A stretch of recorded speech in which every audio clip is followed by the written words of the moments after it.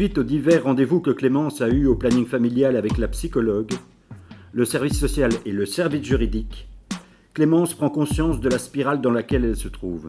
Elle décide de se rendre au CPAS, comme elle l'avait déjà évoqué avec le planning. Lorsque nous rencontrons des personnes qui ont connu des problèmes de violence conjugale ou intrafamiliale, donc les assistants sociaux peuvent recevoir ces personnes en entretien.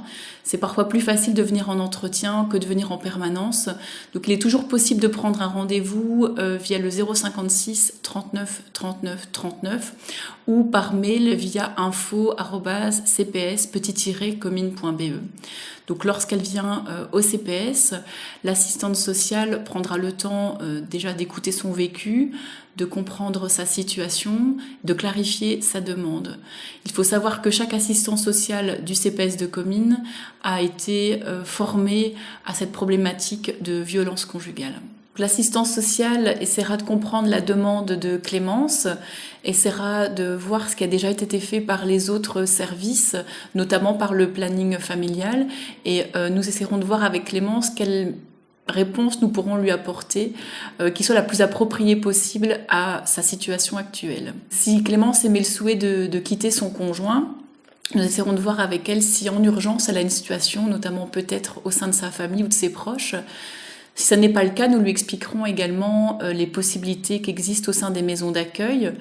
Nous lui donnerons éventuellement des numéros de téléphone. Nous pourrons éventuellement contacter avec elle les services d'hébergement de la région ou d'ailleurs si elle souhaite quitter notre commune pour aller plus loin. Ça, c'est des possibilités qui existent mais que nous analyserons avec elle en entretien.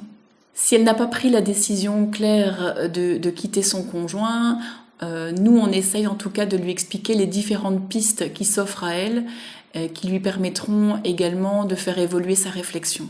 Nous analyserons également avec Clémence ses ressources financières. Dispose-t-elle de ressources financières? Ouvre-t-elle un éventuel droit à une allocation de remplacement, au chômage ou autre?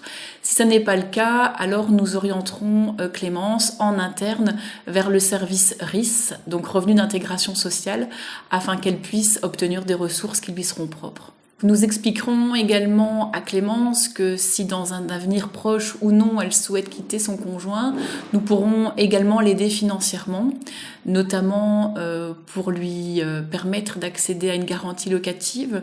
Donc le CPS pourra éventuellement lui proposer une aide financière remboursable pour pouvoir justement avancer ce montant de garantie locative.